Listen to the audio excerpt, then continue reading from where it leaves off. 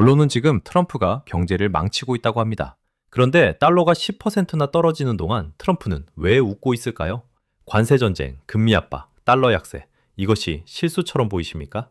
사실은 모두 하나의 설계도로 연결되어 있습니다. 미국 국채 이자만 올해 약 1.2조 달러입니다. 이 돈을 갚는 가장 조용한 방법이 있는데 여러분은 지금 그 방법의 비용을 치르고 계십니다. 오늘 이 영상 하나로 트럼프 경제 전략의 전체 그림이 정리됩니다. 요즘 뉴스를 보면 뭔가 이상한 일이 벌어지고 있습니다. 달러가 떨어지고 금값은 치솟고 비트코인은 역사적 고점을 찍었습니다. 혹시 여러분도 이런 생각 해보신 적 있으신가요? 달러가 떨어지고 있다는데 내 자산에 실제로 무슨 일이 벌어지고 있는 걸까? 이 세 가지가 동시에 일어나고 있다는 건 절대 우연이 아닙니다. 오늘 이 영상에서 그 이유를 낱낱이 파헤쳐 보겠습니다. 먼저 첫 번째, 이상 신호부터 확인해 보겠습니다. 달러의 힘을 측정하는 지표가 있습니다. 달러 인덱스라고 하는 건데요. 쉽게 말하면 달러의 체중계입니다. 유로, 엔화, 파운드 같은 세계 주요 통화들과 비교해서 달러가 얼마나 무거운지를 재는 겁니다. 이 체중계 숫자가 2025년에 110까지 올라갔습니다. 달러가 그만큼 강했다는 뜻이죠. 그런데 지금은 어떨까요? 98.52까지 내려왔습니다. 불과 1년 남짓 사이에 10% 넘게 빠진 겁니다. 세계 기축통화라 불리는 달러가 이 정도로 흔들리는 건 흔한 일이 아닙니다. 여기서 끝이 아닙니다. 두 번째 이상 신호는 금입니다. 같은 기간 금값이 60% 이상 폭등했습니다. 온스당 5,600달러를 돌파한 겁니다. 금이라는 건 수천 년 동안 인류가 믿어온 안전자산입니다. 사람들이 불안할 때 가장 먼저 찾는 게 금이거든요. 그 금이 이렇게까지 급등했다는 건 세계 어딘가에서 큰 불안이 퍼지고 있다는 신호입니다.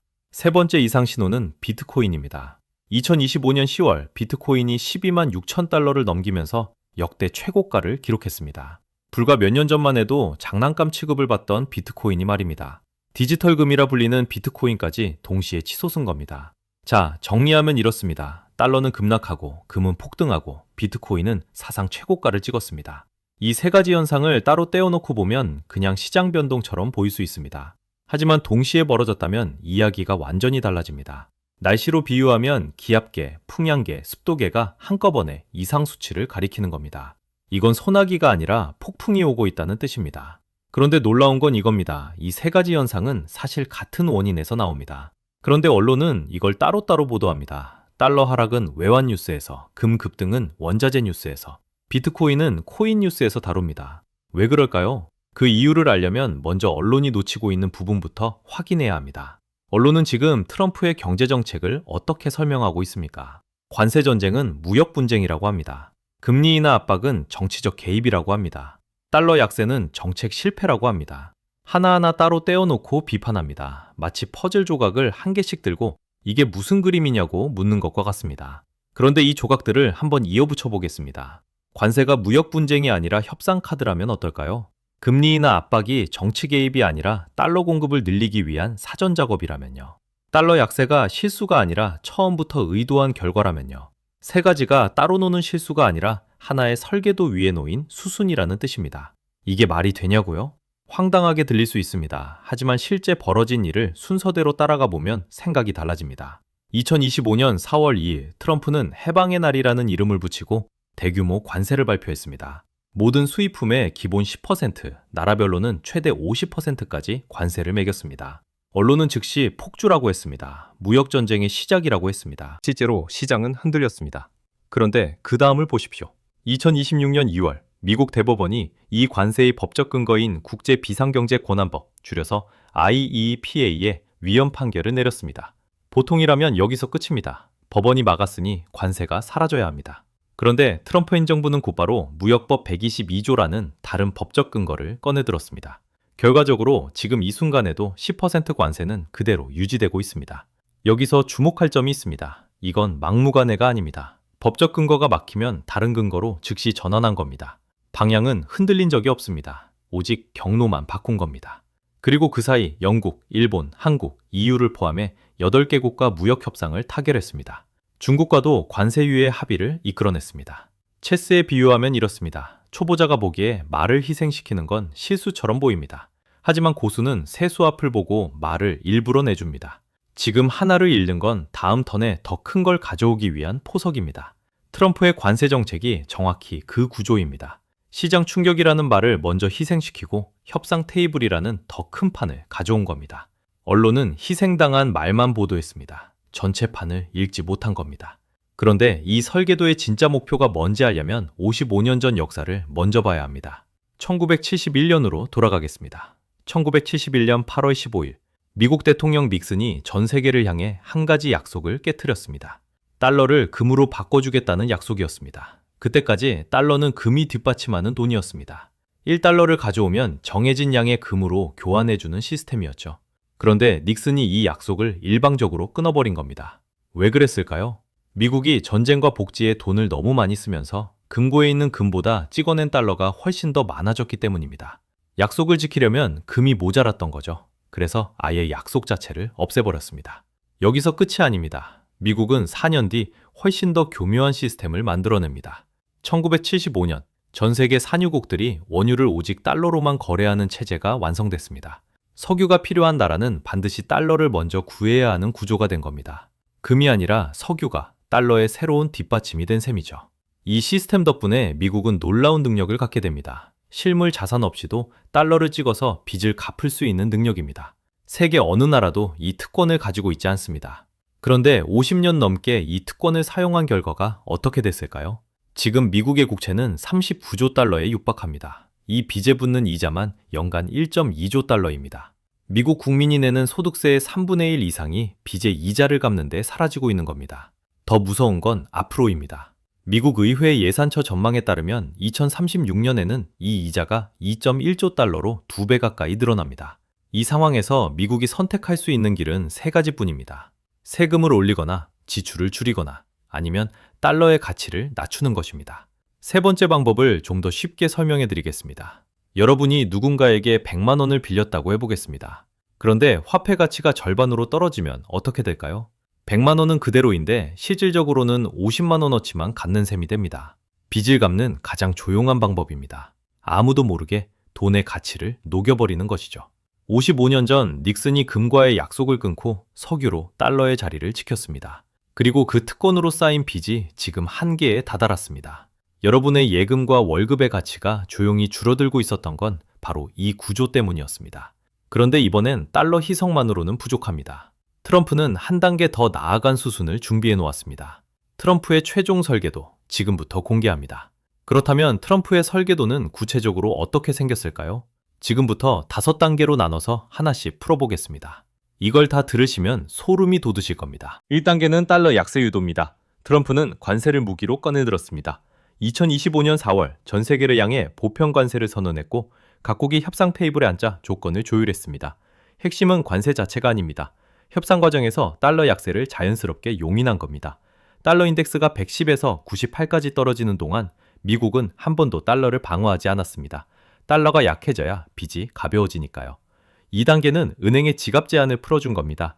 SLR이라는 규제가 있는데 쉽게 말하면 은행이 돈을 얼마까지 운용할 수 있는지 정해놓은 한도입니다. 이 한도가 빡빡하면 은행은 국채를 사고 싶어도 살 수가 없습니다.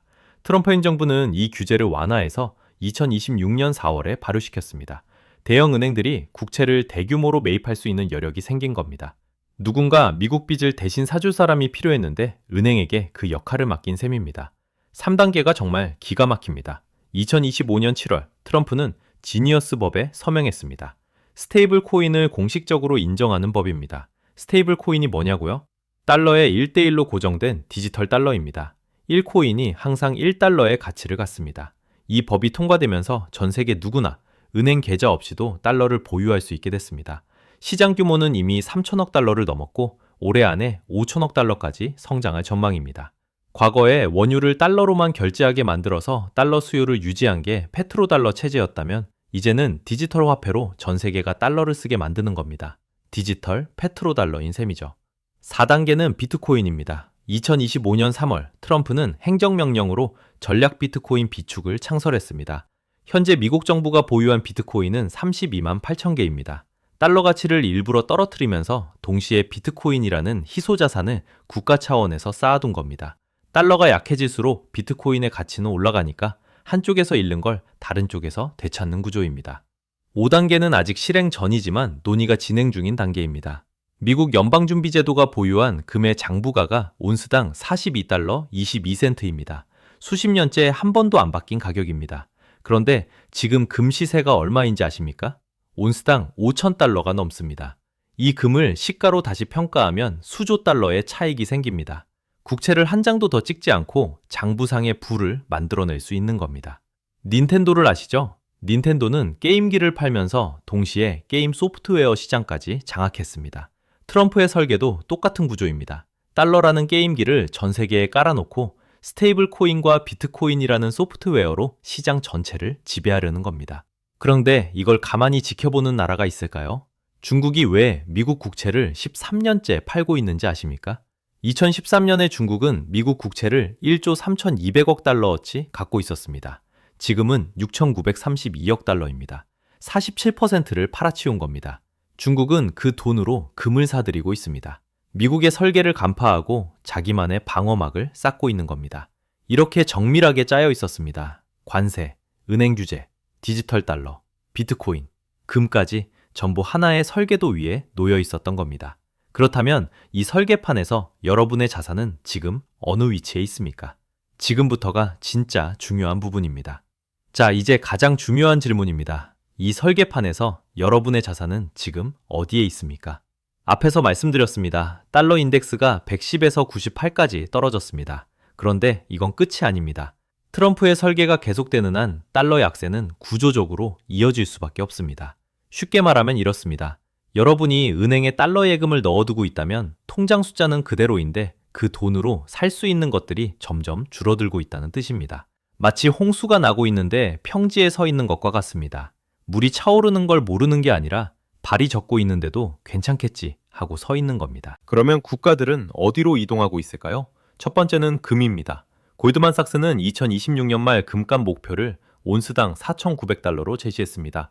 이미 60% 넘게 급등한 자산에 왜 이런 전망을 내놓을까요? 프랑스는 미국에 맡겨뒀던 금 129톤을 전량 회수했습니다. 중국은 미국 국채를 팔아서 금으로 바꾸고 있습니다. 국가들이 말이 아니라 행동으로 답을 보여주고 있는 겁니다. 금의 상승은 투기가 아니라 구조적인 수요에서 나오고 있습니다. 두 번째는 비트코인입니다. 미국 정부가 전략자산으로 비트코인 32만 8천 개를 비축하고 있다는 사실 기억하시죠? 그런데 비트코인은 하루에 450개밖에 새로 만들어지지 않습니다. 전체 발행량의 95% 이상이 이미 채굴이 끝났습니다. 금은 더 캐면 되지만 비트코인은 총량이 2,100만 개로 정해져 있습니다. 국가가 사재기를 시작한 자산의 공급이 구조적으로 줄어들고 있다는 점은 참고하실 만합니다. 세 번째는 스테이블 코인입니다. 지니어스 액트가 법제화된 이후 기관 자금이 본격적으로 유입되기 시작했습니다. 스테이블 코인 시장 규모가 3,060억 달러에서 5,400억 달러까지 성장할 것으로 예상됩니다. 이건 디지털 달러가 전 세계로 퍼지는 새로운 통로가 열린 겁니다. 달러의 형태가 바뀌고 있다는 뜻이기도 합니다. 정리하겠습니다. 트럼프의 설계가 달러의 가치를 조용히 희석시키는 동안 국가들은 이미 금으로, 비트코인으로, 디지털 달러로 자산을 옮기고 있습니다. 홍수가 나면 높은 곳으로 올라가야 합니다. 지금 달러 홍수가 벌어지고 있는데 여러분의 자산은 아직 평지에 있지는 않으십니까? 이건 투자를 하라는 말씀이 아닙니다. 이런 흐름이 존재한다는 것, 그리고 그 흐름을 아는 사람과 모르는 사람의 차이가 앞으로 벌어질 수 있다는 점을 말씀드리는 겁니다. 달러 희석, 스테이블 코인 확장, 실물 자산 선점, 이것이 트럼프가 설계한 순서입니다. 이 흐름을 아는 사람과 모르는 사람의 차이는 3년 안에 분명하게 드러납니다. 이 영상이 도움이 되셨다면 좋아요와 구독 부탁드립니다. 다음 영상에서는 이 설계판 위에서 어떤 자산을 얼마만큼 담아야 하는지 구체적인 전략을 정리해 드리겠습니다. 그때까지 여러분의 자산을 지켜주십시오.